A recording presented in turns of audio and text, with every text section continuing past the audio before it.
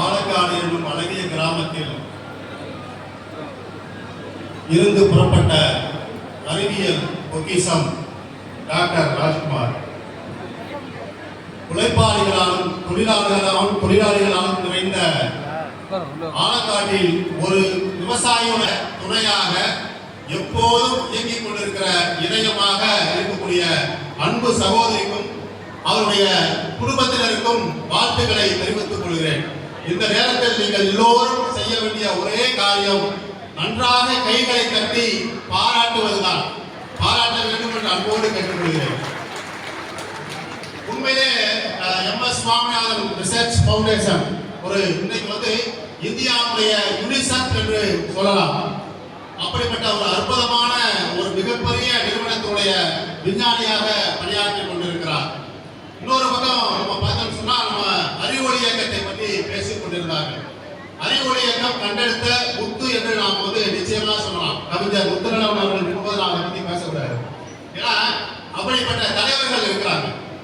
உண்மையிலே பாராட்டுவதற்காக ஒரு கூட்டமா நான் ஒரு நண்பருக்கு பத்திரிக்கை கொடுத்தேன். நம்ம நண்பர் சும்மா ஜாலியா தான் கேட்டார், என்ன பாராட்டு விழா இந்த வயசுல அப்படின்னு. இல்லங்க 60 வயசு ஆயிடுச்சு. ஓ 60 வயசு ஆயிடுச்சா? ராஜ்குமாருக்கு 60 வயசா? அப்படி நானே நம்பல. அதான் சொன்ன இன்னைக்கு தேவை என்னன்னு சொன்னா 60 வயது இளைஞர்கள் 20 வயது பெரியவர்களுக்கு நிறைய விஷயங்களை சொல்ல வேண்டிய அவசியம் இன்றைக்கு இருக்கிறது. புரியுதா இல்லையா? முரண்பாடா இருக்கா? ஏன்னா ஒரு நாலேஜபிள் சொசைட்டியில நாம இருக்கோம். ஆனால் எப்படி வாழ வேண்டும், எதற்காக வாழ வேண்டும், யாருக்காக வாழ வேண்டும் என்ற அந்த வழிகாட்டுதல் இல்லை, புரிதல் இல்லை.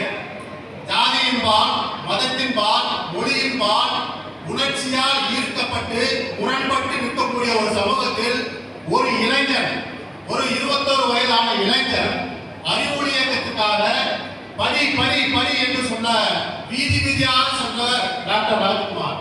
எர்ணாகுளத்திற்கு அப்புறம், கேரளாவில் எர்ணாகுளத்திற்கு அப்புறம் புதுக்கோட்டை தான் முதலாக 100% எடுத்தறிவு பெற்ற ஒரு மாவட்டம் என்று சொன்னார்.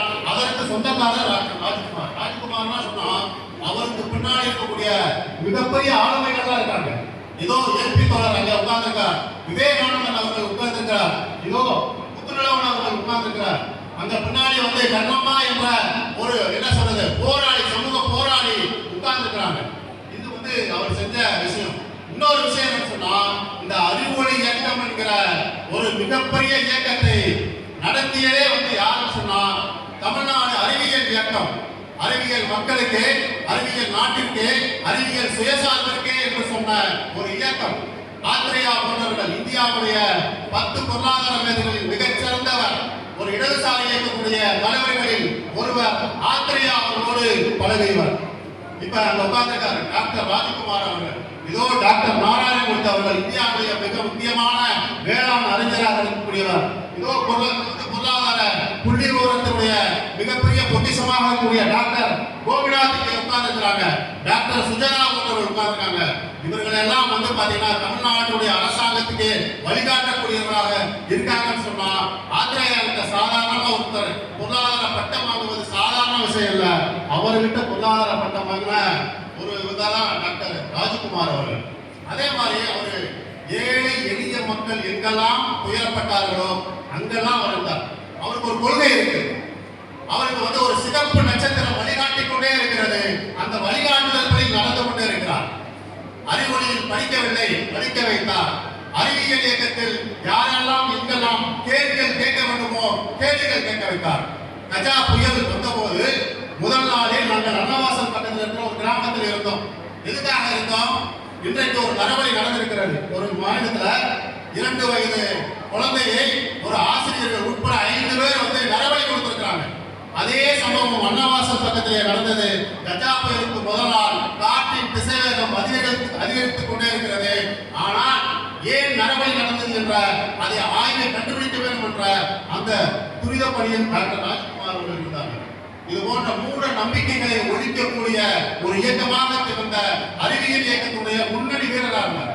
92, 93 நாளா இளைஞராக இருக்கும் போது விருதுநகர் மாவட்டத்தில் வேலை செய்யப்படும் போது doctor D. Venkateswaran, doctor D. Sundaraman என்ற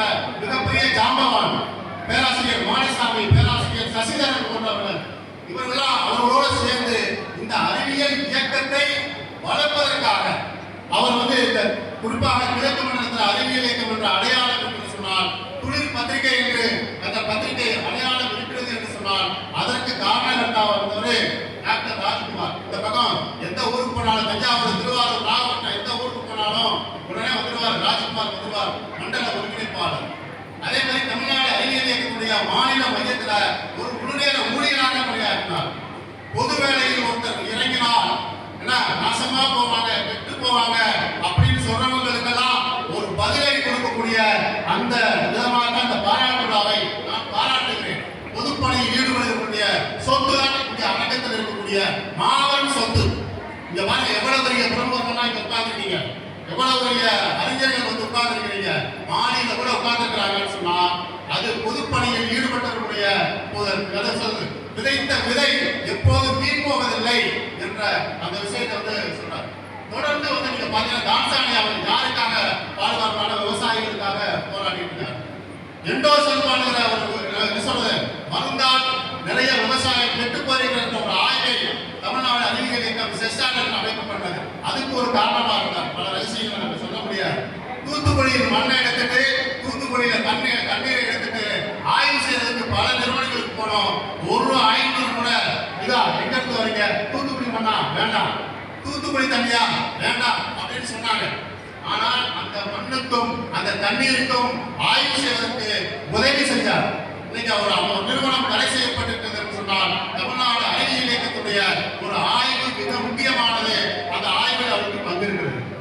இது மாதிரி சமூக மாற்றத்திற்காக வேலை செய்யக்கூடிய ஒரு விஞ்ஞானியுடைய மிக முக்கியமான ஒரு பாராட்டு விழா என்பது ஒரு பரிசீலனை செய்யக்கூடிய ஒவ்வொருத்தருமே இன்னைக்கு பரிசீலனை செய்வதற்கு வாய்ப்பாக நம்ம பார்க்கிறோம். ஒரு புதிய தொடக்கமாக பார்க்கிறோம்.